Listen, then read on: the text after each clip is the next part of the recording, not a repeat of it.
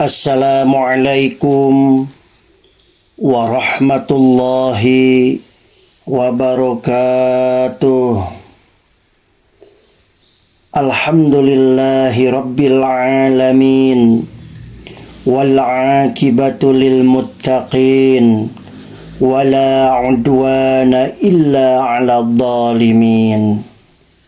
Asyhadu an la ilaha illallah wahdahu la syarikalah rabbul alamin, wa asyhadu anna sayyidana Muhammadan abduhu wa rasuluhul mab'usu bil kitabil mubin.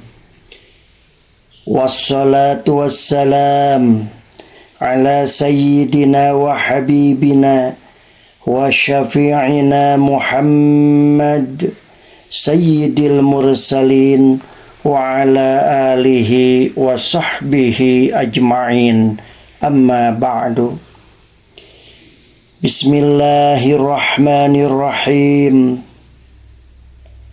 Rabbi shrah li sadri wa yassir li amri wahlul 'uqdatam min lisani yafqahu qawli. Pertama-tama, marilah kita panjatkan rasa syukur kita kepada Allah Subhanahu wa Ta'ala yang telah memberikan nikmat iman dan Islam, nikmat kesehatan dan kekuatan, sehingga kita semua dapat beraktivitas sebagaimana biasa. Salawat dan salam kita curahkan kepada baginda Nabi besar Muhammad sallallahu alaihi wasallam, kepada keluarganya, kepada sahabat-sahabatnya, kepada pengikutnya dan para pengikut-pengikutnya, sehingga kita semua sebagai umatnya berharap mendapatkan syafaatul uzma fi yaumil qiyamah. Saudara-saudara, kaum muslimin wal muslimat rahimakumullah.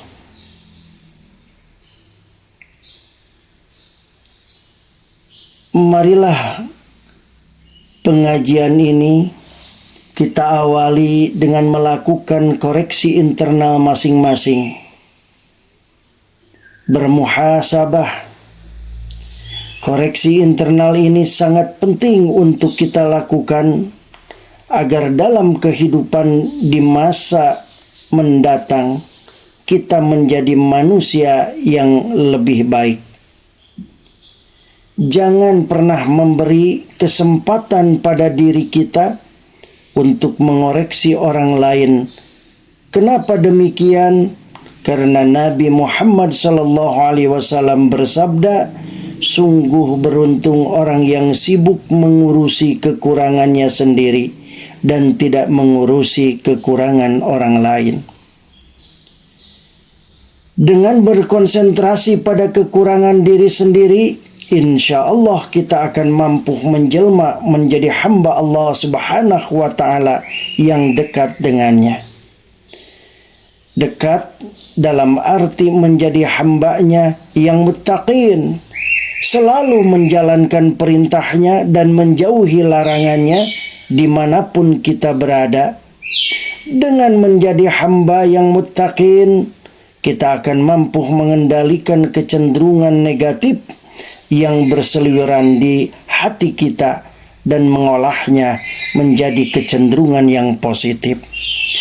Saudara-saudara, kaum muslimin wal muslimat rahimakumullah.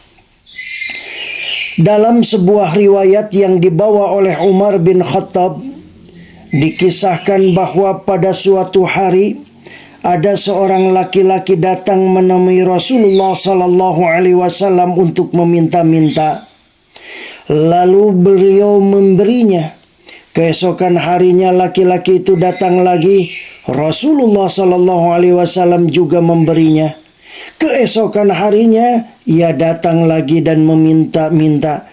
Rasulullah sallallahu alaihi wasallam pun memberinya. Hingga pada akhirnya Ia kembali untuk meminta-minta.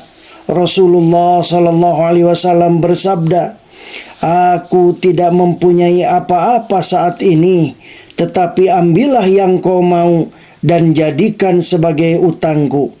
Kalau aku mempunyai sesuatu kelak, aku akan membayarnya." Melihat hal itu, Umar bin Khattab lalu berkata, "Wahai Rasulullah, janganlah memberi di luar batas kemampuanmu." Namun Rasulullah Sallallahu Alaihi Wasallam tidak menyukai ucapan Umar bin Khattab tersebut.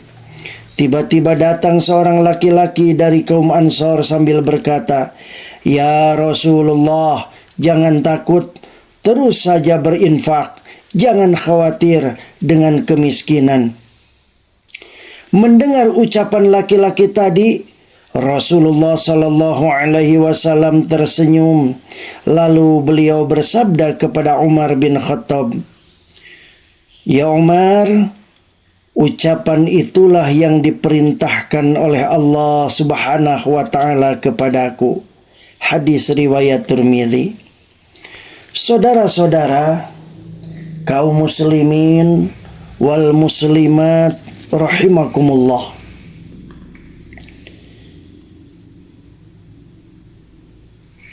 Apa yang barusan disampaikan setidaknya memberikan pelajaran berharga bagi kita tentang beberapa hal penting. Pertama, ternyata sedekah atau infak tidak pernah membuat kita miskin. Keengganan kita untuk membantu orang lain karena ada pola pikir yang tertanam jauh di lubuk hati bahwa kekayaan yang kita keluarkan akan berkurang dan kita akan jatuh miskin. Itu sepenuhnya salah. Apakah tahu saudara-saudara, ada orang yang suka bersedekah lalu tiba-tiba menjadi miskin? Sama sekali tidak ada. Mengapa demikian? Sebab Allah Subhanahu wa Ta'ala berjanji dalam Al-Quran, "Qul inna rabbi yabsutu rizqa liman yasha'u min ibadihi wa yaqdiru lahu wa ma anfaqtum min syai'in fahuwa yukhlifuh wa huwa khairur raziqin." Katakanlah, hai Nabi Muhammad, sesungguhnya Tuhanku melapangkan rezeki kepada siapa yang Dia kehendaki di antara hamba-hambanya dan menyempitkannya. Suatu apapun yang kamu infakkan, pasti Dia akan menggantinya. Dialah sebaik-baik pemberi rezeki. Surat Saba ayat 39.